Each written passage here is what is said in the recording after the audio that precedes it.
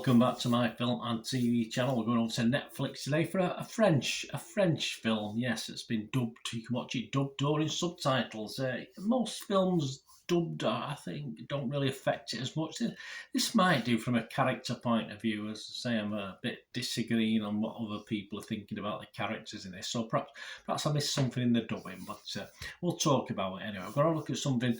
It's known as Cash and also known as Gold Bricks. I think the original French title was Cash, but it's also gone out on Netflix as Gold Bricks. So we're going to have a look at that today. Please, if you are new to the channel, push that subscribe button, push the bell notifications when these vlogs are coming out. It's not just my views. I try and give a cross-section of critics and the public. There's not a lot of reviews out for this one. It's only been out a couple of days, but I've had a dig in to see what's out there, so I'll report it for you anyway and give you that information, plus my little 2 pennyworth as well. And please let me know what you think. It'd be great to know what you think about the film as well.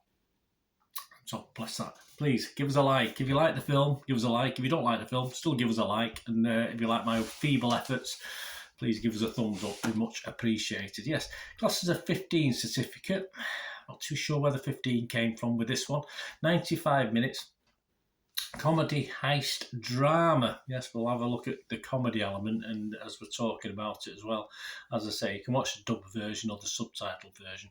It was French release, of course, for Netflix, and released on the 6th of July. So I'm recording this on the 9th of July, so 2 or 3 days later. Stars Raphael Quenard, Agatha Roussel, Igor Goatsman, and Agatha Roussel as well. If she's that good, I named her twice. Yes, it's about in Chartres. I don't know if that's a real town. I've not looked into it that deeply. The Brule family, at the helm of a major perfume group, reigns over the city from generation to generation. Still in Chartres, but light years away from this world of luxury, Daniel Sauveur can no longer bear the Brule's ostentatious wealth and resorts to petty schemes to get by. Yeah, settling on eBay and various places. When the project he planned with his childhood friend is sabotaged by the group, he has only one thing on his mind: revenge. He manages to get hired at the family factory and convinces his colleagues to steal a portion of the stock. Will greed come into it? It usually does, with the same objective in mind: to bring down the most powerful dynasty in town. Will he succeed? Well, you'll have to watch the film.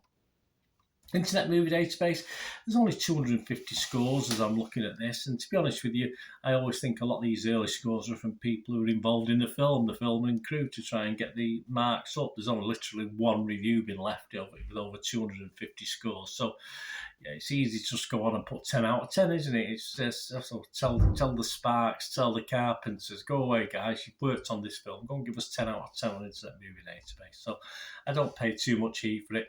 5.6 out of 10. I expect that score to drop a little bit, in fairness, over the coming weeks and months.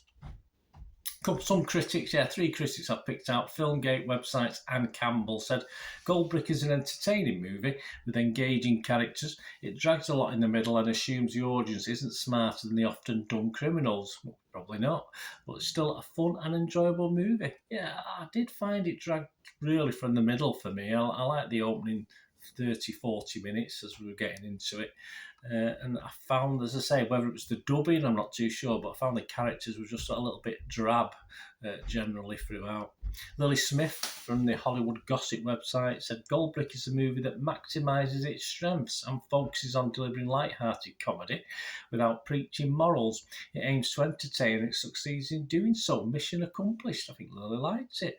I don't know, perhaps French comedy is different for me, or as I said, it might be the dubbing, but I didn't even realise it was supposed to be a comedy until after I'd watched it. I didn't look at the actual synopsis or the breakdown of it. I just plunged in and watched it. So, yeah, but perhaps the humour didn't quite appeal to my chuckle muscle or whatever anyway. But let me know, guys. Did you find it funny? I particularly didn't.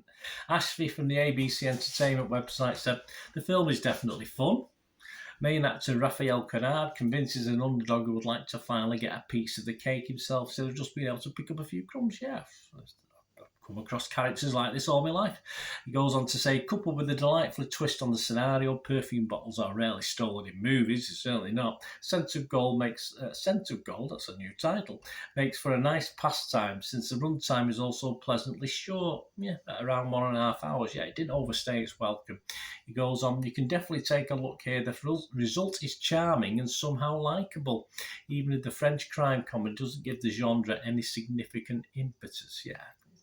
It was okay. It was okay. I can't disagree too much with what he's saying, but didn't get the old pulse racing.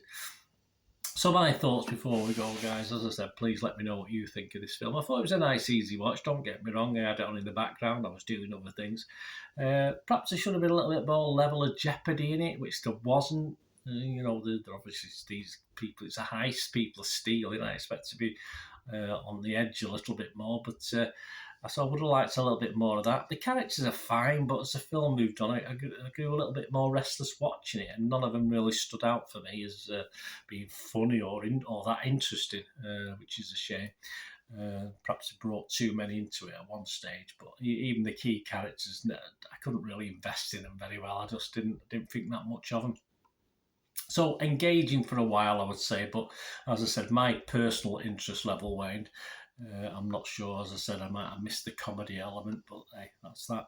An okay watch, but that's all, not a disaster. So I am going to give it a 5 out of 10. If it was Rotten Tomatoes, yes, I would probably give it a fresh rating rather than rotten. But on Metacritic, where you've got positive, mixed and negative, I'd probably give it a mixed score on this. But I'll give it a 5 out of 10 anyway. At least it gets a score. Anything less than 5, I wouldn't have scored it. So it's okay. It's all right. It's okay as a throwaway watch on Netflix, which these days is about as much as you can say, I think, with Netflix, apart from the odd big thing. It's a bit miss and hit all over the place at the moment. That's how it is. Thanks for watching, guys. Please let me know what you think. Great to hear from you. Until the next time, that's one thing, don't I? Please stay safe, everyone. Bye for now.